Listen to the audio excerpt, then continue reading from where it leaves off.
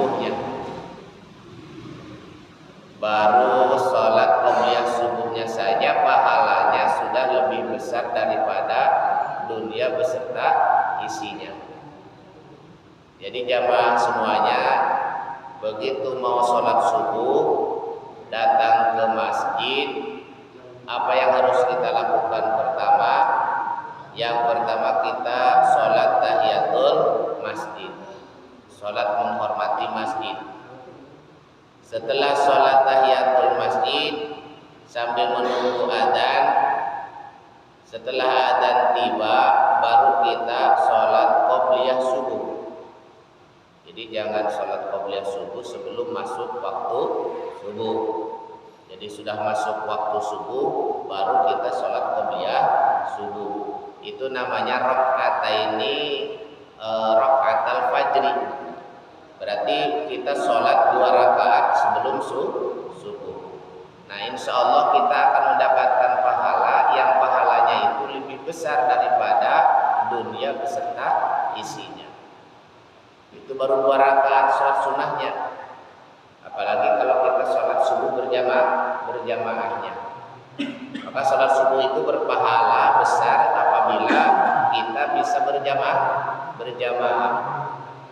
Makanya para jamaah sekalian, dalam hadis yang lain Rasulullah bersabda, "Man shalla subhi fi jama'atin," barang siapa yang sholat subuh berjamaah, atau lau ya'lamuna ma fi atammati subhi la atauhuma habwan.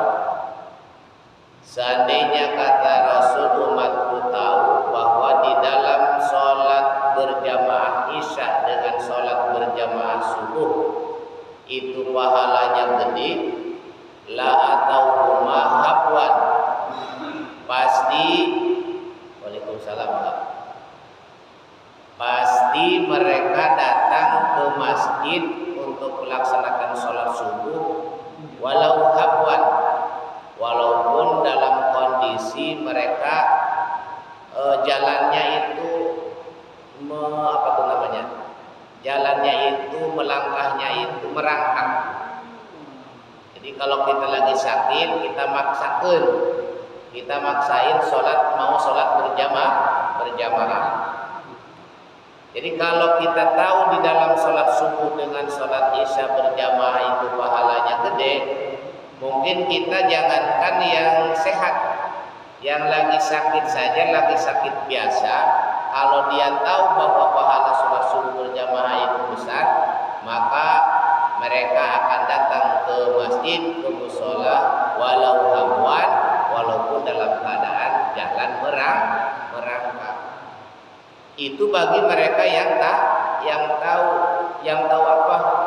Yang tahu tentang besarnya pahala sholat subuh berjamaah. Kemudian Rasul bersabda, "Man sholat subhi fi jama'atin kana fi dhimmatillah." Barang siapa yang sholat subuh berjamaah kana fi dhimmatillah, maka dia itu dalam lindunganku. Dilindungi kita oleh Allah kalau kita sholat berjamaah subuh. Dilindungi dari apa? Dilindungi dari perbuatan maksiat, dilindungi dari mara bahaya, dilindungi dari godaan setan. Dari kapan? Dari setelah kita melaksanakan sholat subuh sampai kita sholat subuh lagi pagi. Makanya kudu berjamaah sholat subuhnya. Oh, kenapa subuhnya begitu besar pahalanya? Oh, kenapa sebelum sholat subuhnya 2 rakaat sholat sunnahnya begitu besar pahalanya? Sholat sunnahnya saja udah gede pahalanya, lebih besar daripada dunia beserta isinya. Apalagi sholat subuhnya. Kenapa begitu besar pahalanya? Orang yang sholat subuh berjamaah kana fi dhimmatillah, dia ada dalam lindunganku, katanya nanti. Kata Allah, dilindungi oleh Allah. Kenapa begitu besar? Karena memang sholat subuh itu adalah sholat yang paling berat dilaksanakan dari sekian sholat wajib. Paling berat. Apanya yang paling berat? Berjamaah. Nah, kalau sholat subuhnya insya Allah gampang ya. Hah? Gampang? Gampang. Subrang. Ya. Sholat subrang, sholat subuh keberangan. Kalau yang beratnya itu sholat subuhnya berjamaahnya nggak jadi masbuk, tapi dari awal bisa sholat 2 rakaat dulu Pak Haji diupayakan. Jadi berarti datang ke masjidnya sebelum sebelum qomat. Jangan nungguin qomat di rumah. Deket ya kabur. Qomat di mati kabur sholat berjamaah. Jangan. Kita beri apa? Kuber kejar yang 2 rakaat sebelum sholat subuhnya. Karena pahalanya gede. Ketika kita sholat subuh sudah berjamaah, kana fi dhimmatillah, kita itu ada di dalam lindungan Allah, dilindungi oleh Allah dari mara bahaya, dari godaan setan, ya, dari perbuatan maksiat kita. Sejak kita melaksanakan sholat subuh berjamaah sampai kita sholat subuh lagi berikutnya, luar biasa kan itu. Maka jarang orang yang tahu itu. Kata Nabi, walau ya'lamuna, seandainya mereka tahu, maka saya kasih tahu sekarang. Karena begitu besar pahala orang yang berjamaah subuh. Pak, kalau sholat subuh di sini penuh ini masjid. Kayak maghrib tadi atau kayak isya? Hah? Ya, ini aja yang ada karpetnya aja penuh. Alhamdulillah. Coba kalau sholat subuhnya seperti sholat Jumat ya. Waduh, resep ya. Sholat subuhnya seperti sholat Jumat. Banyakan sholat maghrib jamaahnya, apa banyakan sholat subuh? Banyakan maghribnya. Banyakan maghrib. Banyakan maghrib ya? Padahal mah Pak, sholat maghrib itu yang paling kecil pahalanya. Dari sekian 5 waktu, pahala sholat yang berjamaah itu yang paling kecil itu sholat maghrib. Pertama sholat subuh. Coba Pak, sholat subuh pahala paling gede. Berjamaah nih, ngomongin berjamaah nih, bukan sholatnya, berjamaahnya. Yang berat kita berjamaahnya kan? Nah, yang berat itu berjamaahnya. 1 sholat subuh, 2 sholat isya, 3 sholat asar, 4 sholat duhur, yang 5 sholat maghrib. Maghrib pangkabucitna. Tapi paling banyak ya. Paling banyak jamaah, banyak jamaah. Nah, kenapa subuh paling sedikit? Nah, itu orang-orang pilihan. Orang-orang yang sudah istiqomah. Kalau subuhnya saja tidak tertinggal berjamaah, insya Allah yang lainnya mah cetek Pak, gampang. Cetek yang lainnya. Nah, karena barometernya, ukurannya berjamaah itu kalau subuhnya dia sudah dawam, kontinu berjamaah di masjid, tapi apa? Lain di imam berjamaah. Nah, di masjid atau di musola, ya. Kana fi dhimmatillah, maka dia ada di dalam lindungan Allah Subhanahu wa ta'ala. Mau lindungi Allah? Tidak akan ada orang yang bisa melindungi kita kecuali Allah. Kalau kita sudah dilindungi oleh Allah, apapun yang akan membahayakan kita, yang mau membinasakan kita, mau merendahkan kita, Allah tidak manusia itu, makhluknya itu tidak akan mampu kalau kita sudah dilindungi Allah. Coba apalagi kalau habis sholat subuh dilanjutin zikir. Ya, habis sholat subuh dilanjutin zikir baca apa? La ilaha illallah wahdahu la syarikalah, lahul mulku wa lahul hamdu, yuhyi wa yumiitu wa huwa ala kulli syai'in qadir. Di antaranya itu, ya. Biasa zikir kayak biasa di masjid kita, cuma yang la ilaha illallah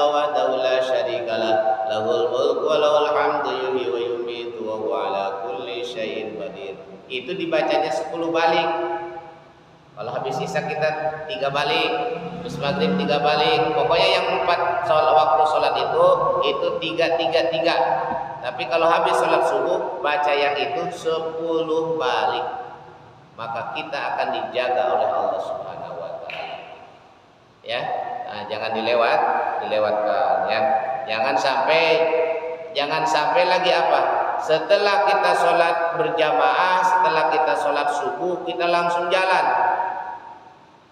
Batur ma Allahumma antas salam wa minkas salam wa ilaika ya'udus salam imalain Allahumma lantas jalan tahun. Minimal Pak Haji, kalau kita habis sholat nih, jangan tinggalkan berdoa. Allah sangat murka kepada orang yang habis sholat tidak berdoa. Itu berarti kita sudah tidak butuh lagi dengan pertolongan Allah. Minimal kita ini, minimal itu. Allahumma antas salam wa minkas salam wa ilaika ya'udus salam. Fahayyina rabbana bis salam wa adkhilnal jannata daras salam tabaraka rabbana wa ta'alaita ya dzal jalali wal ikram. Allahumma la mani'a lima a'taita wa la mu'tiya lima manata wa la radda lima qadaita wa la yanfa'u dzal jaddi minkal jadd. Allahumma a'inni ala dzikrika wa syukrika wa ala ibadika dan sebagainya ke sana. Ya. Nah, itu minimal itu. Kalaupun kita mau sholat berjamaah ataupun tidak sempat berjamaah, habis sholat sendiri, minimal itu baca doa itu doa itu. Ya, doa kita minta keselamatan, keberkahan, ya, lindungan dari Allah Subhanahu wa taala. Ya, jangan sampai melewatkan kita berdoa. Nah, habis sholat subuh kita zikir ya sampai pagi kalau bisa ya. Nah, bahkan kalau kita sholat subuh kata Nabi, man sholat subhi fi jama'atin, barang siapa yang sholat jamaah subuh dengan berjamaah, maka annama sholat kullalail, maka seperti kita sholat semalam suntuk. Begitu besar Pak pahalanya sholat subuh berjamaah itu. Pertama kita mendapatkan lindungan dari Allah fi dhimmatillah. Yang kedua seperti kita sholat semalam suntuk. Kemudian yang ketiga ketika kita sholat berjamaah subuh ada sholat 2 rakaat sebelum subuh. Namanya qobliyah subuh. Nah, itu pahalanya lebih besar daripada dunia beserta isinya. Kemudian kalau kita juga bisa berzikir kepada Allah setelah sholat subuh, kemudian kita langsung sholat duha, maka seperti kita melaksanakan haji dan umroh. Tamatan sempurna hajinya, mabrur hajinya, mabrur umrohnya. Itu pahalanya, bukan dalam artian setelah kita sholat subuh bisa berzikir sampai terbit matahari kemudian kita sholat duha dianggap kita kudu naik haji deui, geus naik haji. Ya, jangan, itu mah pandingan pahalanya. Makanya jamaah paksakeun. Ya, paksakeun ti ayeuna ye tingke peuting ke subuh, niatkan dalam hati, ya Allah, bangunkan saya jam 4. Saya mau sholat subuh berjamaah. Teu kudu make beker, teu kudu make alarm. Engke diundangkeun ku Allah Subhanahu wa taala melalui malaikatnya. Nah, jadi kalau kita udah bangun, udah sholat, ya, jangan bangun, mandi, ambil air wudhu. Jangan kemudian kita udah bangun, ya udah tidur lagi. Ya, nah itu sekilas tentang keutamaan sholat subuh. Ya,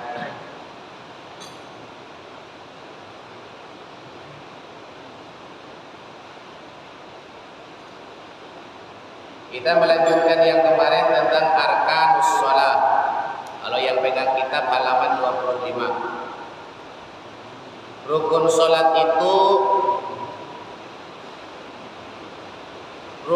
sholat itu bisa dinamakan bisa dinamakan dengan furud.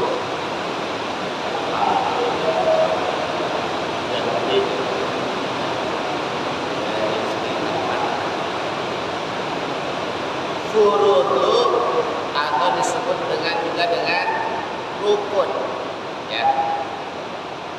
Wa ba'du tilkal a'mali furudu la tasihhu sholatu bi tarkiha wa tusamma arkana. Dan sebagian dari amalan fardu itu kalau tertinggal dari fardu sholat yang 13 ini, yang rukun ini, la tasihhu sholatu, maka sholat kita tidak sah. Bitarkiha, kalau kita meninggalkan yang 13 ini, yang rukun ini. Tusamma al-arkana. Nah, yang fardu sholat itu disebut dengan rukun sholat. Ya, rukun sholat. Kemarin kita sudah membahas yang pertama niat, yang kedua takbiratul ihram. Takbiratul ihram itu yang pertama niat, yang kedua takbiratul ihram. Takbiratul ihram itu mengucapkan lafaz Allahu Akbar, bukan ngangkat tangan. Sekali lagi awas jangan salah tafsir ya. Takbiratul ihram itu adalah mengucapkan lafaz Allahu Akbar. Ngangkat tangan itu sunnah. Nah, sambil mengucapkan Allahu Akbar, disitulah tempatnya kita berniat. Kemarin sudah dibahas. Kemudian yang ketiga, al-qiyam, berdiri khusus untuk sholat fardu. Fi sholatil fardi amma man ajaza anil qiyami sholati qaidan. Ya. Fardu yaitu atau rukunnya itu berdiri khusus untuk sholat yang 5 waktu atau yang fardu. Adapun yang sholat sunnah maka berdiri itu tidak dijadikan sebagai rukun. Boleh tuh kalau bapak-bapak misalkan nanti mau sholat apa tuh? Mau sholat tahajud ntar malam. Ya, ntar malam mau sholat tahajud. Saya mah canggut nangtung diuk misalkan banyak aja bisa nangtung diuk tenang hari sholat sunnah mah. Cuma kalau lagi sholat wajib, kalau mampu itu kudu nangtung terus berdiri. Kalau nggak mampu boleh duduk, boleh bagaimana saja berbaring terlentang sesuai dengan kemampuan kita. Ini mah bicara bagi yang mampu. Bagi yang mampu berdiri maka wajib hukumnya berdiri ya. Cuma kalau kita masih mampu berdiri cuma nggak kuat berdirinya lama, maka diupayakan takbiratul ihram itu dalam keadaan berdiri ya. Jadi mampu kita berdiri cuma nggak bisa lama berdirinya, hanya beberapa menit lah. Nah, upayakan ketika kita takbiratul ihram Allahu Akbar berdiri.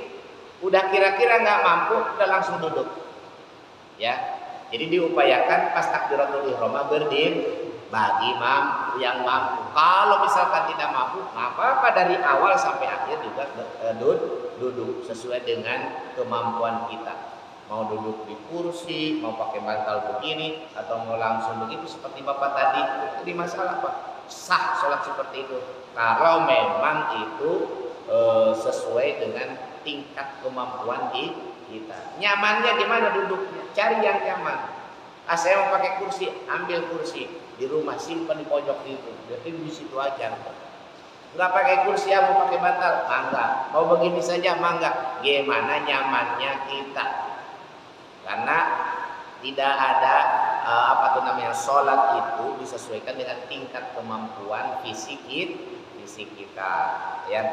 Itu yang ketiga. 1 tadi nih niat, 2 takbiratul ihram, 3 berdiri. Itu harus tahu pak, ketika kita sholat itu harus diitikadkan dalam hati, saya mengerjakan kerjaan yang rukun. Jangan sampai yang rukun ini tertinggal. Niat jangan tertinggal, takbiratul ihram jangan tertinggal, berdiri jangan tertinggal, yang 3 itu yang tadi barusan saya sebutkan. Kalau yang rukun yang 13 yang nanti kita sebutkan tertinggal, maka sholat kita tidak sah. Sampai ya. Jadi capek gawe teka pakai kan. Yang keempat, qiraatul Fatihati fi kulli rakaatin illa raka'atan masbukin. Nih. Membaca Fatihah. Ya, membaca Fatihah fi kulli rakaatin, di setiap rakaat, illa raka'atan masbukin, kecuali orang yang ketinggalan rakaat. Ya, ketinggalan atau masbuk, tidak sempat membaca Fatihah. Jadi kalau kita jadi masbuk, Pak, awas jangan sampai udag-udagan jeung imam. Ya, jangan sampai udag-udagan. Apa tuh udag-udagan? Kejar-kejaran sama imam. Kita datang nih, misalkan saya jadi imam. Kata saya teh gitu. Walam yakul lahu, Bapak datang. Allahu Akbar, niat kamu kufuwan ahad, yang saya teh kan. Bapak sempat gak baca Fatihah? Mau enggak kan? Karake Bismillahirrahmanirrahim, langsung cik imam Allahu Akbar. Itu Fatihah Bapak jangan diterusin, segitu aja secukupnya. Atau misalkan pas datang Allahu Akbar, kita bisa takbir, imam langsung Allahu Akbar, ruku. Tuh baca sapotong-potong aja itu ayat surat Al-Fatihah. Bapak jangan maksakan baca surat Al-Fatihah selesai, langsung saja ikut ruku. Barang siapa yang ikut ruku bersama-sama dengan imam, maka dia mendapatkan 1 rakaat. Kalau dia tidak ikut imam dengan imam ruku, maka dia tidak dapat 1 rakaat. Udah imam ruku ya, imam ruku orang Allahu Akbar, imam ngesengkat orang ruku kene, diudah kurang kan bareng jadinya. Itu agak jadi nggak dapat 1 rakaat. Bagaimana yang dapat 1 rakaat itu? Bisa bersama-sama dengan imam ruku. Imam ruku Allahu Akbar, kurang datang takbiratul ihram, kurang ruku, imam ruku kene. Kabagian seetik ke ruku yang imam, kurang kabagian seetik ruku dengan imam, maka itu kita itu dapat 1 rakaat walaupun tidak baca surat Al-Fatihah. Kenapa?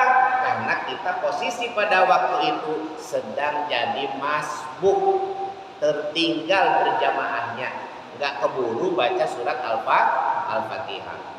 Tapi kalau cukup waktu untuk membaca Al-Fatihah, tapi Bapak ketika berjamaah tidak baca Al-Fatihah, batal sholatnya. Karena ada waktu luang untuk baca surat Al-Fatihah. Ketika imam baca Al-Fatihah, Bismillahirrahmanirrahim, Alhamdulillahirabbil alamin, Arrahmanirrahim, Maliki yaumiddin, sampai waladdallin. Kata makmun, amin. Imam membaca surat. Kita ngapain? Baca surat Al-Fatihah. Gimana itu? Kita kan harus mendengarkan imam, harus mendengarkan bacaan imam. Dengarkan saja ketika kita sudah selesai baca Al-Fatihah. Kok nggak mendengarkan? Kan kita